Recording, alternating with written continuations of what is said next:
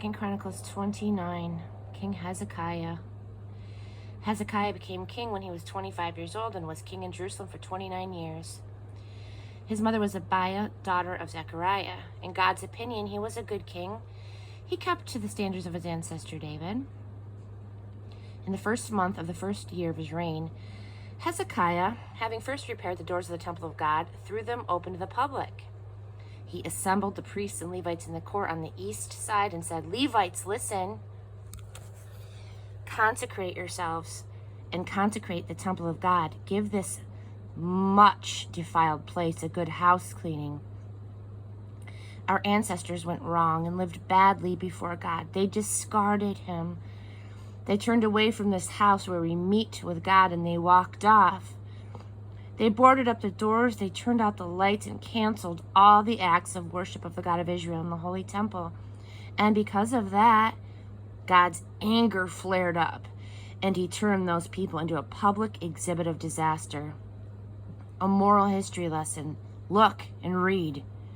This is why our ancestors were killed. And this is why our wives and sons and daughters were taken prisoner and made slaves.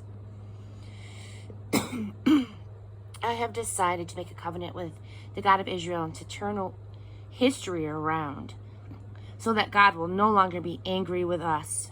Children, don't drag your feet in this.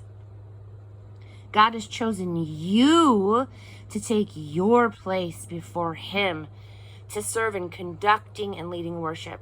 This is your life work. Make sure you do it and do it well." The Levites stood at attention.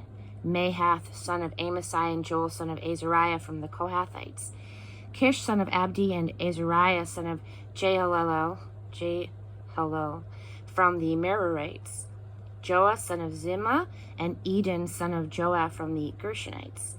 Shimri and Jael, sons of Elizaphan, and Zechariah and Mattaniah, sons of Asaph. Jael and Shimei of the family of Heman.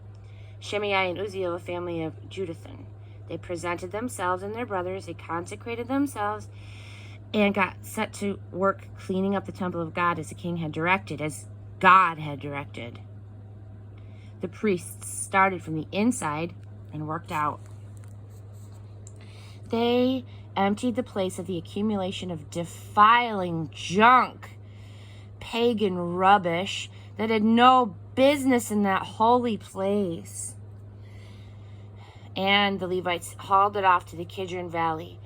They began the temple cleaning on the first day of the first month, and by the 8th day they had worked their way out to the porch. 8 days it took them to clean and consecrate the temple itself, and in 8 more days they had finished with the entire temple complex.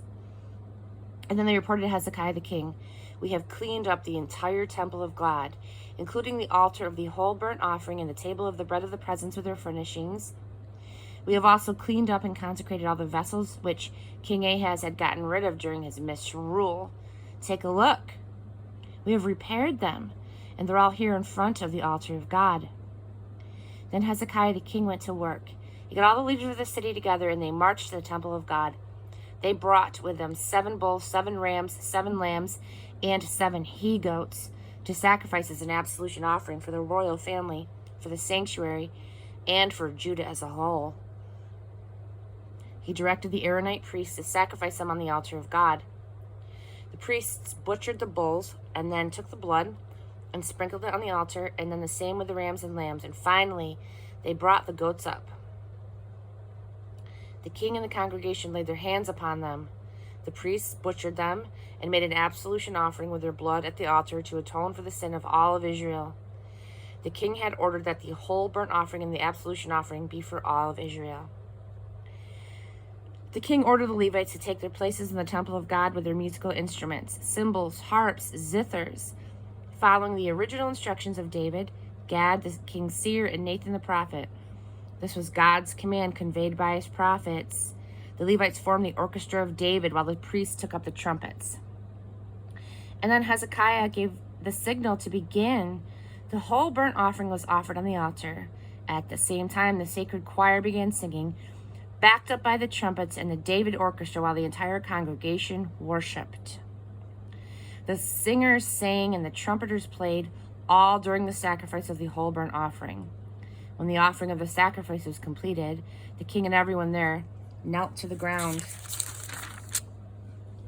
and worshipped. And then Hezekiah the king and the leaders told the Levites to finish things off with the anthems of praise to God, using lyrics by David and Asaph the seer.